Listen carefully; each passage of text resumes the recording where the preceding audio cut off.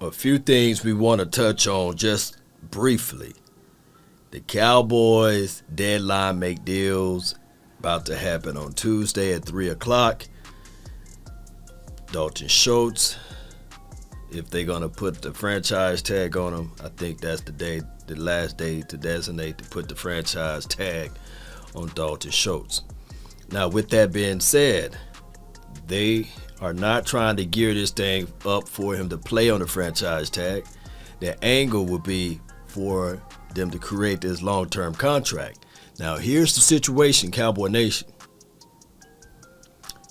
We understand that the Cowboys are strapped for cash, but they have players with voidable parts of their contract to extend things. For example, Dak Prescott.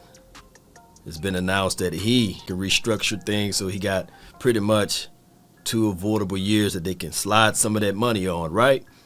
So they restructured his contract and put some of that money is going to kick into the avoidable years of his contract, right?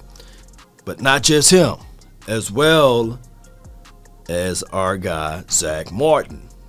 He have avoidable years on his contract, which they're going to slide and kick some money around, and he's going to restructure with his as well. So with that money that's freed up, the Cowboys then in return can sign some guys, especially if they planning on during this free agency.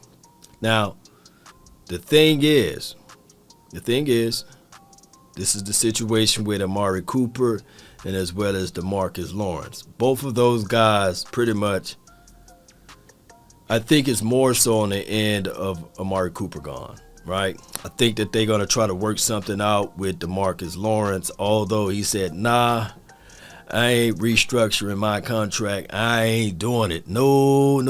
I'm not taking the pay cut, I meant to say. No. I'm not touching my money. Not at all. Zero. Nada. Because now I hold majority of the leverage, because I know for sure that you guys do not want to be left with $19 million worth of dead money. Now, the new year for the NFL kicks off next Wednesday. So the Cowboys got a lot of homework to do as it relates to some of their players. Now, here's the situation, Cowboy Nation. As we look at all of these things, and we are seeing that, man, this leaked out about that player, that leaked out about this player. It's a difficult task to deal with the money. It's difficult because you still got Gallup, who I believe that they're going to try to extend, right? Because you got to shore up something. You got to shore up something by the fact that you're letting Amari Cooper go, because you don't want to pay that money, because Amari Cooper didn't say, yeah, dog, I'll take that restructure or I take that pay cut, whichever one that they was trying to do. Basically, I think that they was trying to restructure and things like that. But Amari Cooper said no to the program. Now, where do the Cowboys go with this? So many things. It could be as simple as when they tried to do the restructure with Amari Cooper, it could have been the nature and the way they handled things. Now, they still got into, I believe, March the 20th to work this thing out. They can make things up, right? He can be on the phone now. Now, there's an undisclosed sickness that's going on with Jerry Jones. He have not been in the media. He have not been talking. We all hope all is well. They say this, and you can check with a few people, that really, although Jerry Jones is the owner and everything for the Cowboys, and Stephen Jones is the talker, they say that Jerry Jones is the closer. Jerry Jones, he's the one that closed majority of these deals. And by Jerry being long in the tooth, and he's going through this sickness that's going on, and we hope all is well. Could be just the stomach bug, or it could just have a little under the weather with the sneezes. You know, a lot of things can happen when you're up in age like that, and we hope all is well. But by Jerry, if Jerry don't talk this week, we're going to all be like, hey, man, what's going on? Because normally Jerry closes the deal. They say ain't no closer like Jerry. And that's the business side of it. Yes, he meddles. And yes, we as Cowboy fans, we get mad at his meddling. But one thing I can tell you, he can close some deals if you give him a chance and an opportunity. And I get it.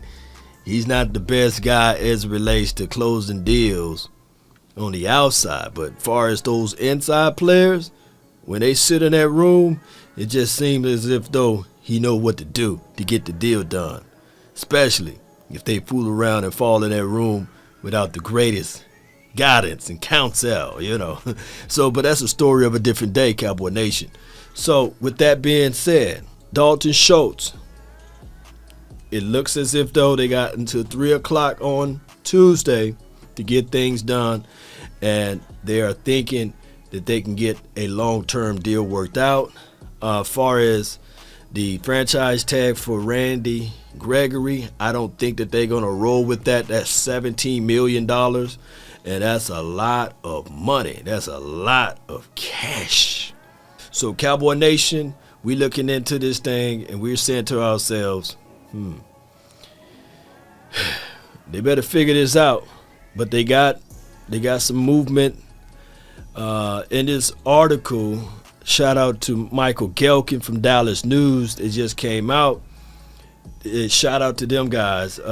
They also said in this article that it could be a chance in the situation that they cut ties with Blake Jarwin. And this is just speculation for the nation, but the savings, the writing is on the wall. But we'll find out he will not be ready to play for the start of the season due to his injury. So, and by rulings there, it could be a situation that Blake Jarwin's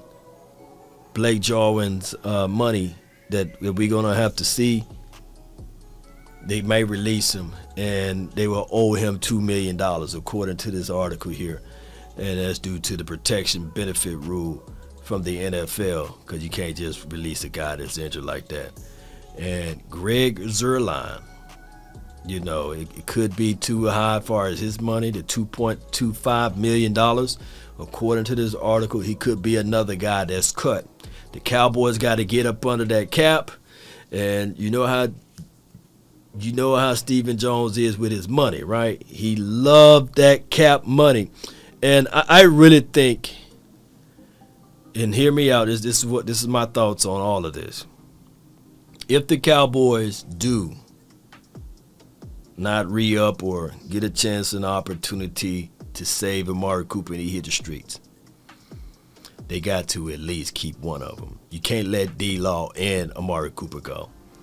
And I'm looking at it just from this aspect of it. And then, of course, you got to figure out what you're going to do with Randy Gregory. And the money that you cut from DeMarcus Lawrence, the dead cap money for next season, $19 million, is just too much, man, for getting nothing in return. It just doesn't equal out to me. But one thing I can tell you, this particular draft class is heavy on edge guys. And I'm looking at Parsons. His ability to rush through the A or B gap, playing Mike, and give you some edge control. I think that that's beneficial. I think that the way that D-Law stops and seal off the run, I think that that's beneficial.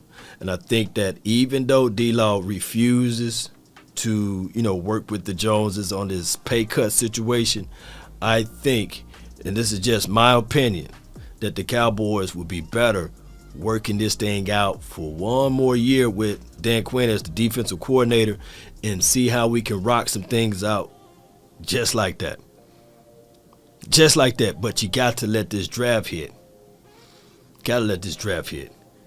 And that's my thoughts on it. But you can't move on from D-Law too soon unless somebody give you an unbelievable offer as relates to a trade.